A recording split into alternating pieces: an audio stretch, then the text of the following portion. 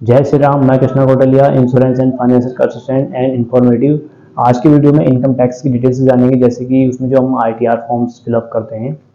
देखिए, जो भी फाइनेंशियल ईयर होता है हमारा अप्रैल से लेके मार्च तक का, उसमें जो भी हमारी इनकम है, चाहे वो कहीं से भी हमारी इनकम आ रही हो, तो उसमें से जो टैक्स डिडक्शन होता है, यदि हम टैक्स के दायरे में आ रहे हैं, या हमारा वो हम जब उसको आईटीआर फाइल करते हैं, वो रिफंड हो रहा है या रिफंडेबल के दायरे में है या नॉन रिफंडेबल के दायरे में है।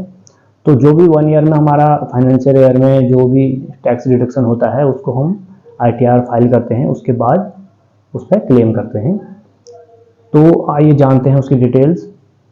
आप देखते हैं कि इनकम के कौन कौन से सोर्स नॉर्मली होते हैं। जैसे कि यदि आप सैलरी पर्सन हैं या बिजनेसमैन हैं, प्रॉपर्टी है, हाउस हाउस प्रॉपर्टी है, कैपिटल गेन्स है, लॉटरी रॉयल्टी इनकम है, डिविडेंड है, डिपॉजिट पर ब्याज, ऐसे कई जो भी जहाँ से भी इनकम आ रही हो, वो सब इनकम के दायरे में आता है। तो इन सब को लेके हमने फॉर्म्स फिलअप करने पड़ते हैं आईटीआर के। तो 7 तरह के आईटीआर फॉर्म होते हैं। तो कौन सा उसकी किस प्रकार का फॉर्म भरेगा, ये उसकी इनकम पे और उसके जो उसका नेचर है, तो उस पर निर्भर करेगा। देखिए, आईटीआर फाइल करने से हमारा ये होता है कि जो भी हम इनडायरेक्टली देश के विकास पे अपनी भागीदारी सुनिश्चित करते हैं। अब इसमें देखते हैं कि डॉक्यूमेंट क्या रिक्वायर्ड होंगे। जो बेसिक डॉक्यूमेंट्स हैं, आधार, पैन, बैंक डिटेल्स, और जो भी जहाँ भी आप सैलरी या जहाँ से भी आप वर्किंग हैं, वहाँ पे आपको फॉर्म मिलेगा।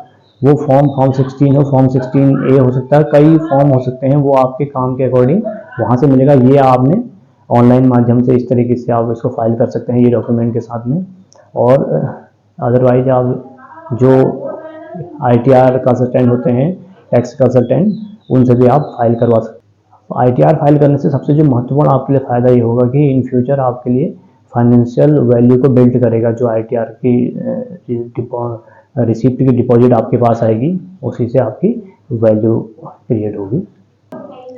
टैक्स जब डिडक्शन होता है वन फाइनेंशियल ईयर में, तो उसको जब आप फाइल करवाते हैं, यदि आप रिफंडेबल वाले दायरे में हैं, तो आप अपनी जितनी भी इनकम है वहाँ पे आप दर्शाएंगे। और जहाँ जहाँ आपका इन्वेस्ट हो रहा है, वो सब आपने वहाँ पर ब्यौरा देना होगा। तो जितनी आपकी इनकम उसमें से डिडक्ट हुई है, टैक्स डिडक्शन से रिफंडेबल यदि दायरे में है, तो उतना ही अमाउंट आपको रिफंड हो जाना है। यदि आप नॉन रिफंड के दायरे में हैं, तो वो आपका टैक्स तो कट ही चुका है, बस उसके स्लिप आपके पास हो जाएगी। उससे ये सुनिश्चित हो जाएगा कि एक आप जो है भारत के एक जिम्मेदार नागरिक हैं, जो टैक्स पेयर हैं। इसका टैक्स पेयर होने का एक आगे भी आपको बहुत फ़ायदा मिलता है। तो इसलिए एक जिम्मेदार नागरिक की भूमिका जरूर निभाएं। अप्रैल मई से आईटीआर के जो फॉर्म्स हैं वो आना शुरू हो जाते हैं। जहाँ पे भी आप आपका प्रोफेशन हो या कहीं से भी आप करते हैं, तो वहाँ से आप अपना फॉर्म सबमिट कर लें, और इसके बाद अपना जो रिफ़ंड के लिए या अपने टैक्स फाइल के लिए जो प्रोसेस है उसे कंप्लीट करने में लग जाएं। और कभी भी जो गवर्नमेंट द्वारा जो लास्ट डेट आती है, उससे पहले पहले ये ज़रूर कर लें। उसके बाद यदि आप फाइल करते हैं, तो आपको लेट फीस के साथ इसे फाइल करना होता है। तो वो जो लेट फीस के साथ जो पेनल्टी पड़ती है, तो उससे बचें और समय पे अपना टैक्स फाइल करें।